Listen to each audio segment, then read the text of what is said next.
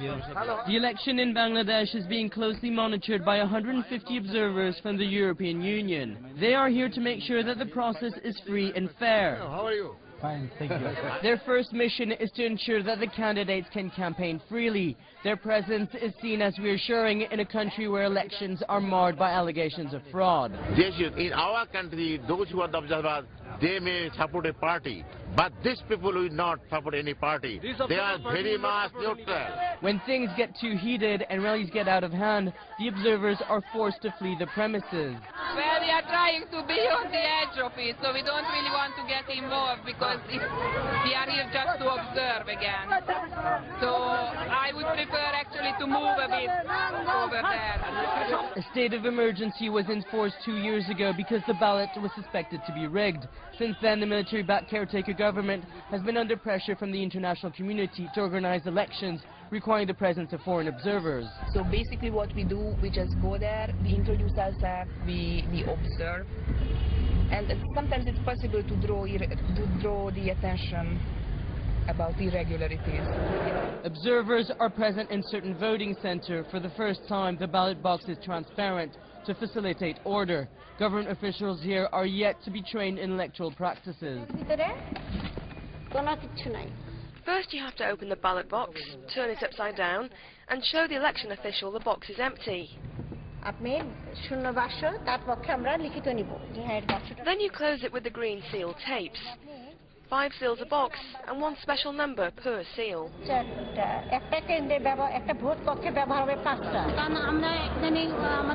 We, the ones organising these elections, have the feeling people may change their opinion. They will see these elections are not rigged. The Election Commission has distributed photographic voter ID cards.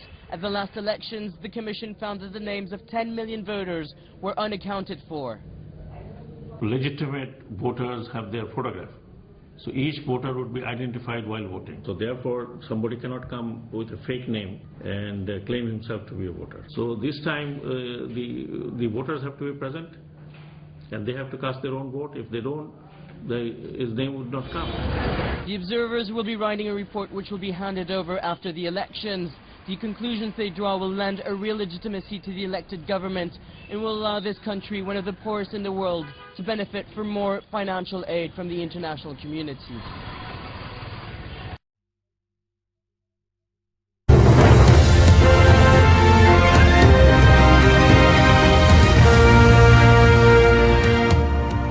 Some other news now. An alliance led by former Prime Minister Sheikh Hasina has won a landslide victory in Bangladesh's first poll in 7 years. The election also brings an end to 2 years of emergency rule imposed by the military. And as James Bays reports now from Dhaka, people there are hoping this marks the beginning of a new era for the country. The people of Bangladesh woke up to news of the first elected government here for 7 years. As they headed to work, people told me they hoped this would be the start of a new era for their country. In my life, I am 65 years old. I have not seen a better election than this. Yes, I think the people are so much happy, and you know, the Grand Alliance has got about 255 seats, so it's a grand victory for us. I feel better. This is a free expression of the will of the people. They express their will and the result is evident.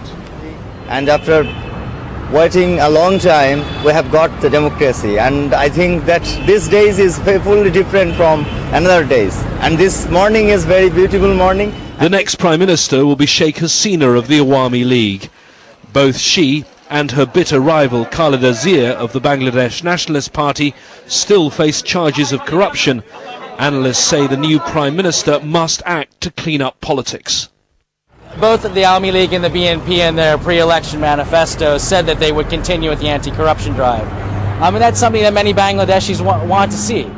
Here at Sheikh Hasina's party headquarters, crowds have gathered, many people here delivering flowers after what was a resounding victory. International observers scrutinised the conduct of the election. Well, we're obviously still analysing the results, but what we get in terms of the reports from across the country and also from our observers here in Dhaka is that generally speaking the atmosphere has been very peaceful around these elections, that they have been administered in a professional and neutral way by the election officials, and that they've been endorsed enthusiastically by the population who turned out in great numbers to participate. Security during the voting was tight. The capital city almost empty because of travel restrictions. Now Dhaka is back to a congested normality. Its people looking towards the future. James Bays, Al Jazeera, Dhaka.